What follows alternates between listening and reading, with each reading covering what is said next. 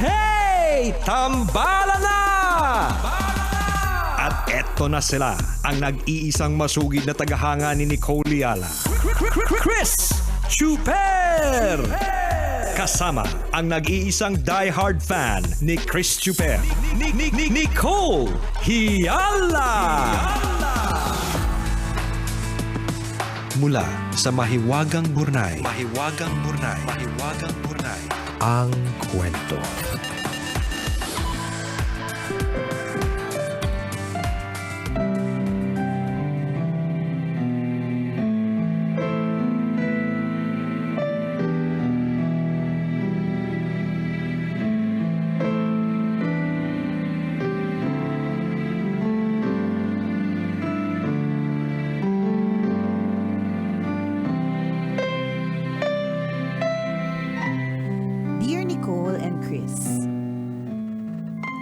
Una sa lahat, binabati ko po kayo at ang lahat ng mga tambalanista sa buong mundo ng isang magandang umaga.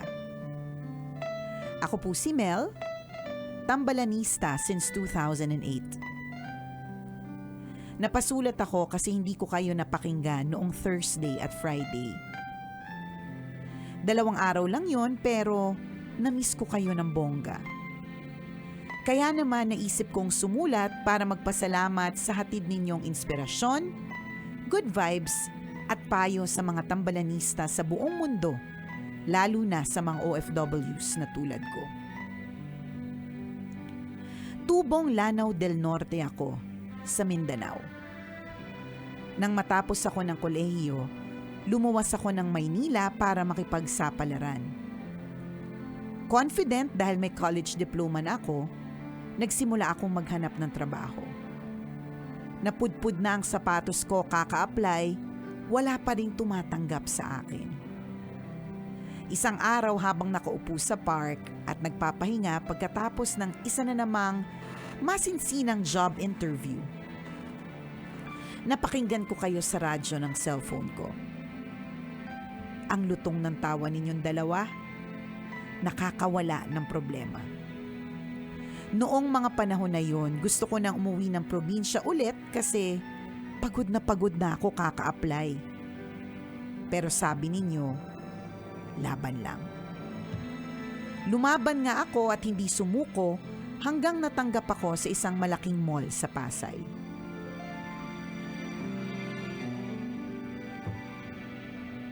Sa loob ng 6 na taon na pagpasok ko doon, kayo pa din ang kasakasama ko sa araw-araw. Nag-abroad ako in 2014. Malungkot yung buhay ko for 2 years kasi hindi ko kayo napapakinggan. Mabuti na lang nag-live kayo sa FB. Simula noon, kasama ko na kayo ulit lalo kapag night duty ako.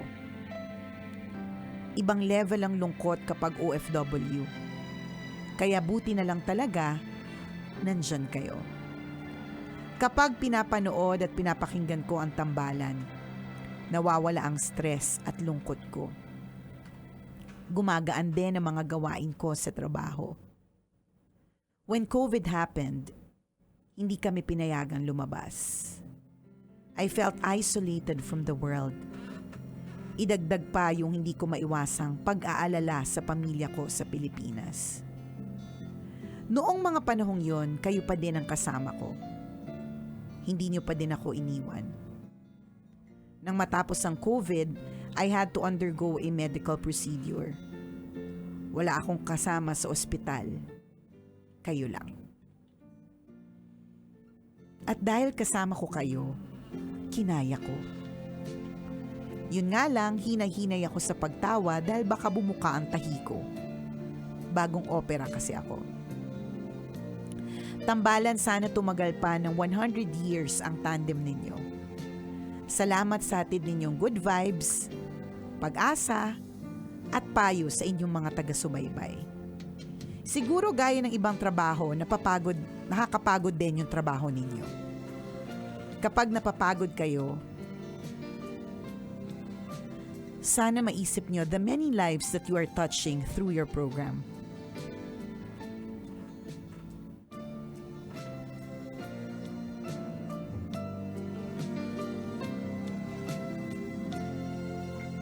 Madami sa kanila, hindi naman susulat gaya ko.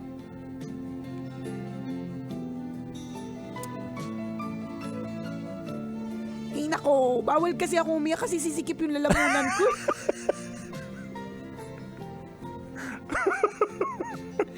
Akala ko may tinatawag ka sa labas. Hindi, ito yung mga ano ko, gestures ko. Mali, hindi magagit sa mga kausap mo.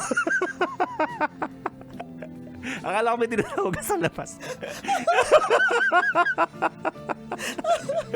Kasi mo, ginagayway ko yung kamay ko. Ang ibig ko sabihin, naiiyak ako doon. Bawal ako umiyak kasi sisikip yung lalamunan ko mawawala na naman ako ng boses Anyways, eto na. Natatapos na. Kapag napapagod kayo, sana maisip niyo rin the many lives that you are touching through your program. Madami sa kanila, hindi naman susulat gaya ko. Sabi sa inyo bawal ako umiyak, mawawalan ako ng boses Sana itong liham ko reminds you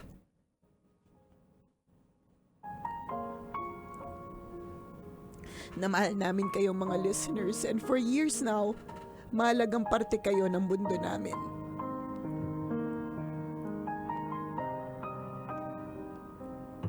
Hanggang may tambalan, walang tambalanista ang mag-iisa sa laban ng buhay. Ang inyong tambalanista, Mel.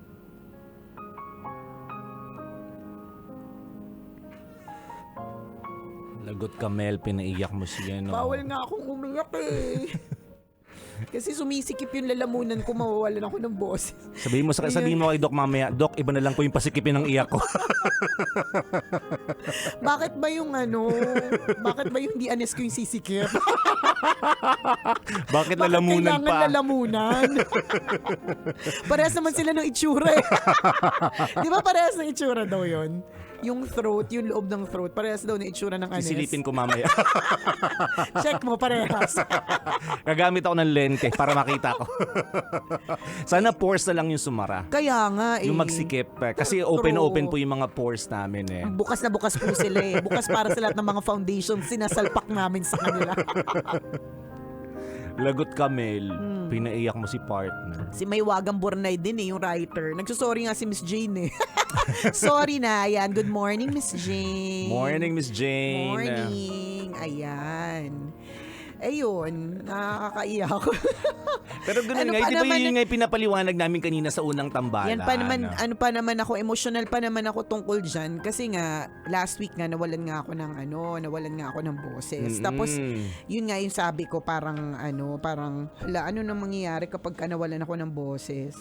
Tapos sabi pala ni Lord, magpahinga ka lang, no? O, isipin mo, 2 days. 2 days lang naman ako. Actually, Yes. partner, hindi pa nga ako strict about it If I'm gonna be really strict about yung voice rest, talagang 'di ba ang tunay na voice rest, yung wala talagang lalabas kahit na ibubuka mo lang yung bibig mo para uminom at kumain at humikab. Huwag ko naman pigilan yung sarili sa pagka. Hindi na gumagalaw.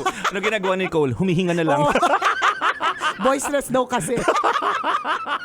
'Di ba? So, in fairness nga, hindi nga ako very strict about it. Kumbaga, parang pinahinga ko lang yung boses ko sa tambalan. Para hindi siya lalong mahagard kasi haggard na haggard kung nakatuto kayo sa amin last week. Haggard na haggard talaga yung boses ko last week. Yun, yung ganun. Kaya emotional ako sa ganyang klase mga bagay-bagay. Kaya ikaw, Mel, pag ako nawala ng boses, ikaw yung dahilan ko ba't absent ako bukas. Ayan, mamimiss mo na naman ako. Mamimiss mo na naman yung tambalan. But thank you for Yes, thank expressing your feelings towards sa tambalan at kung gaano mo kami na miss last week, Thursday and Friday. Salamat for expressing that. Thank you. Ayan. Oo naman, na-appreciate namin yung mga ganyang klase ng tao. And ganoon naman din talaga, di ba? Hahanap tayo ng inspirasyon natin, yung mga happy triggers natin, o mga bagay na mag-uplift ng emotions natin. And we thank you kasi you found tambalan Yes. Diba? Yung tambalan yung naging source of strength mo, source of happiness mo, source of joy mo. Kami naman na-appreciate namin yung ganong klase ng anong tawag dito, expression. Oo. Salamat. Natutuwa kami sa ganun. Gustong-gusto ko yung sinabi niya eh. Sabi niya, sana itong liham na ito reminds you na mahal namin kayong mga listeners. And for years now, mahalagang parte kayo ng mundo namin. At hanggang may tambalan, walang tambalanisang mag-iisa sa laban ng buhay. So, thank you po. Salamat. Ano ba yan? Bawal umiyak.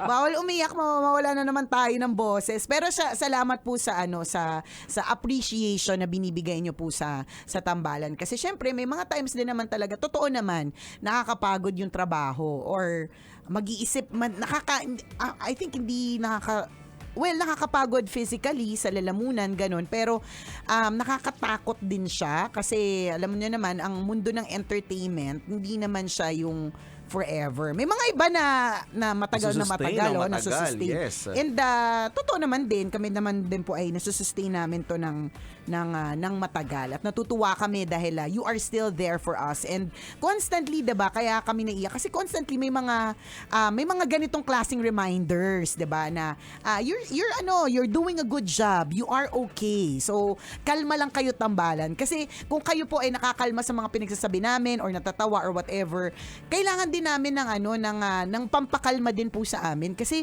nagpapanik din kami deep inside. Ang dami din namin mga panic moments. Oo, huwag niyo isipin lagi masaya buhay namin. Correct, hindi. May mga problema din kami pinagdadaanan. Po. Hindi nyo lang gusto nyo po bang umpisan po namin sa dami ng utang.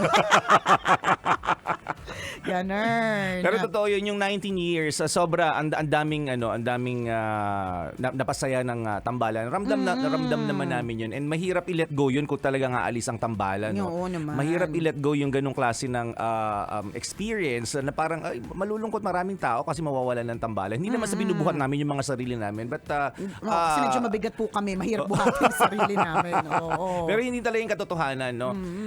Kami din, parang minsan nga nalulungkot kami, di ba yung pag-alis sa eskwelahan. Gusto mo yung school na yon. Lalong-lalo na meron kang favorite na teacher. Pero kailangan mong umalis sa eskwelahan na yon. Or kung hindi man ikaw yung mauna, yung teacher mo mauna kasi time for her or him to resign. At malulungkot yung buong eskwelahan yun. Pero that's a sad truth about life. Di ba? People come and go. Things will always come to an end. Kagaya ng sinample natin kanina, kahit gaano pa aganda yung kantang yung pinapakinggan mo, ninanamnam mo, it will always reach its last note. And